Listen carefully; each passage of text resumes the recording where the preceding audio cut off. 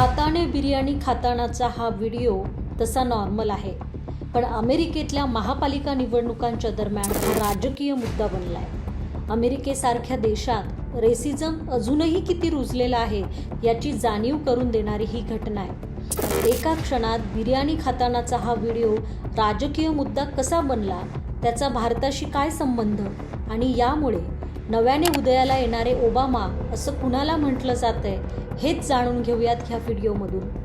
नमस्कार, डिकोड या आमच्या यूट्यूब चॅनलमध्ये आपलं स्वागत. सोशल मीडियावर विशेषतः अमेरिकेत एक व्हिडिओ खूप व्हायरल होतोय.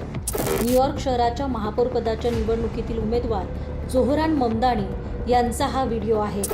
2023ला दिलेल्या एका जुन्या मुलाखतीचा हा व्हिडिओ सध्या सोशल मीडियावर व्हायरल होतोय.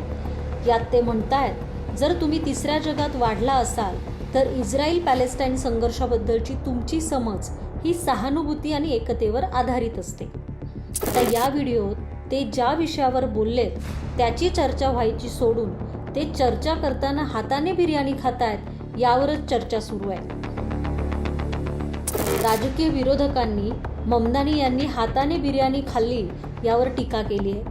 हे अमेरिकन सभ्यतेला धरून नाही असं त्यांचं म्हणणं आहे. डोनाल्ड ट्रम्प यांच्या रिपब्लिकन पक्षाचे खासदार ब्रँडन गिल यांनी याबद्दल टीका करताना म्हटलंय, अमेरिकेतील सभ्य माणसं या प्रकारे जेवत नाहीत. तुम्ही पाश्चिमात्य मॅनर्स आत्मसात करू शकत नसाल तर तुमच्या तिसऱ्या जगात निघून जा. त्यांच्या या विधानाशी अमेरिकेतील सर्वच जण सहमत आहेत असं नाही.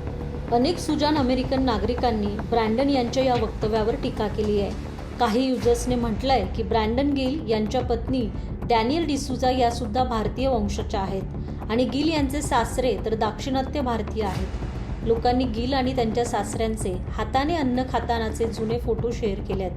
तसेच दस्तूरखुद्द ब्रँडन गिलही पिझ्झा आणि हॉट डॉग हाताने खातानाचे व्हिडिओ फोटो लोकांनी शेअर केलेत. आधी तुम्हाला परत पाठवलं पाहिजे असंही लोकांनी म्हटलंय.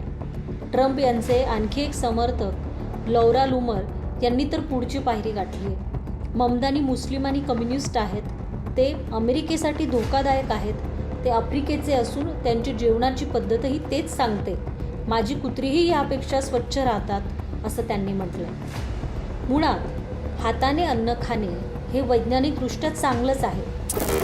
हाताने अन्न खाण्याला मॉडर्न सायन्सने चांगलंच असं म्हटलं आहे. यामुळे ओव्हर इटिंग टळतं किंवा माइंडफुल इटिंग असे अनेक फायदे सांगितले जातात. हाताने जेवल्याने अधिकची लाळ निर्माण होऊन अधिक चांगलं अन्नपचन होतं असंही सांगितलं जातं. आयुर्वेदातही हाताने अन्न खाण्याला महत्त्व आहे. हाताने खाणं चांगलं की वाईट हे जरा बाजूला ठेवू, पण तरीही कुणी व्यक्ती हाताने खाते यावरून तुम्ही त्यावर टीका कशी करू शकता? त्यावरून एखाद्या व्यक्तीला वाईट किंवा असंस्कृत कसं ठरवलं जाऊ शकतं असा प्रश्न पडतो. हाताने बिर्याणी खातानाचा हा व्हिडिओ ज्या व्यक्तीचा आहे ते आहेत 33 वर्षीय जोहरान ममदानी, प्रसिद्ध भारतीय चित्रपट निर्मात्या दिग्दर्शक मीरा नायर यांचा मुलगा. नायर यांच्या सलाम बॉम्बे आणि मान्सून वेडिंग या सिनेमांना ऑस्करचं नॉमिनेशन मिळालं होतं. मीरा नायर यांनी युगांडाच्या प्राध्यापक महमूद ममदानी यांच्याशी लग्न केलं. महमूद हे तिथले विद्वान गृहस्थ. या दोघांचा मुलगा म्हणजे जोहरान ममदानी. त्यांचा जन्म युगांडाच्या कंपालात झाला. वयाच्या 7व्या वर्षी ते कुटुंबासह अमेरिकेत आले. 2018ला त्यांना अमेरिकेचं नागरिकत्व मिळालं. ममदानी यांनी मेयर निवडणुकीत म्हणजेच महापौरपदाच्या निवडणुकीत प्रायमरीजमध्ये इतिहास रचलाय. त्यांनी प्रायमरीजमध्ये माजी गव्हर्नर एंड्र्यू क्युमो यांचा पराभव केलाय. ते न्यूयॉर्कच्या महापौरपदासाठीचे दक्षिण आशियातील पहिले पुरुष, भारतीय वंशाचे पहिले मुस्लिम उमेदवार आणि युगांडा वंशाचे पहिले उमेदवार ठरलेत. पण केवळ त्याच भांडवलावर निवडून यायला ही निवडणूक काही सोपी नाही. ममदानी यांची निवडणूक रणनीतीसुद्धा प्रभावी ठरते आहे. त्यांनी तरुणांशी चांगल्या प्रकारे आपला कनेक्ट वाढवला आहे. त्यासाठी त्यांनी सोशल मीडियाचा प्रभावी वापर केला आहे. बॉलिवूड सिनेमांच्या क्लिप्स वापरून त्यांनी उर्दूमध्ये एक पूर्ण व्हिडिओ देखील बनवला होता. तुमने कभी किसी को वोट किया? कभी किसी को रैंक किया? भाइयों और बहनों, इस इलेक्शन में सिर्फ 20 दिन बचे हैं और चॉइस मेरे और एंड्रू कोमो के बीच में है. अगर आप पहली बार इलेक्शन के बारे में जान रहे हैं तो ये है जो एंड्रू कोमो ऑफर कर रहा है. आज मेरे पास बिल्डिंगें हैं, प्रॉपर्टी है, बैंक बैलेंस है, बंगला है, गाड़ी है, क्या है तुम्हारे पास? आप आपकी वजह से हमने $8 मिलियन रेज किया है, 6 लाख से ज्यादा दरवाजे खटखटाए हैं और बस इतने करीब है इस शहर का पहला साउथ एशियन मेयर बनाने के लिए। पर बात ये नहीं है कि मैं क्या बनूंगा, बात ये है कि मैं क्या करूंगा हमारे कम्युनिटीज के लिए और हर एक न्यूयॉर्कर के लिए। मैं हमारे शहर को अफोर्डेबल बनाऊंगा। न्यूयॉर्कर्स मुश्किल से अफोर्ड कर रहे हैं रोटी, कपड़ा और मकान। मैं ये सब बदलने के लिए लड़ रहा हूँ। Rent free buses, universal child care और सस्ती ग्रोसरीज के जरिए। बिलियनियर्स के पास ऑलरेडी सब कुछ है, अब आपका टाइम आ गया। इथल्या महत्त्वाच्या मानल्या जाणाऱ्या प्रोग्रेसिव्ह सिनेटर्सने ममदानी यांना पाठिंबा दिलेला आहे. ममदानी यांची प्रतिमा इस्रायल विरोधी आणि पॅलेस्टाईन समर्थनाची आहे. डेमोक्रेटिक पक्षाच्या पारंपरिक विचारसरणीच्या विरोधातील त्यांची ही भूमिका आहे. पण हीच भूमिका त्यांना तरुणांचं समर्थन मिळवण्यासाठी सुद्धा काम करते. खऱ्या अर्थानं पुरोगामी अशी ही त्यांची प्रतिमा या भूमिकेमुळे बनते.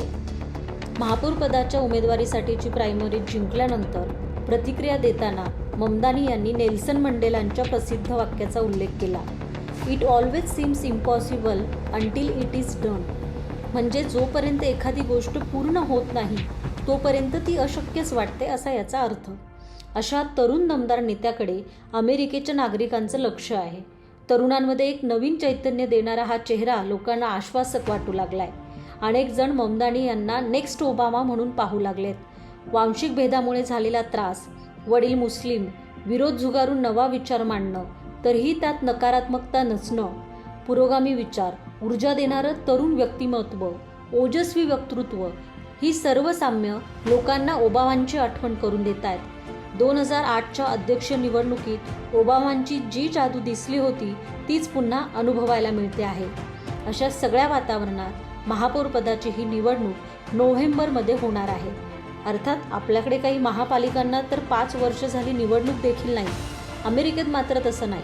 तिथले सुप्रीम कोर्ट, सरकार आणि निवडणूक आयोगाची इतकी जवळीक नसावी कदाचित. असो, बघूया काय होतंय ते. असेच माहितीपूर्ण व्हिडिओ बघण्यासाठी चॅनलला सबस्क्राईब करायला विसरू नका.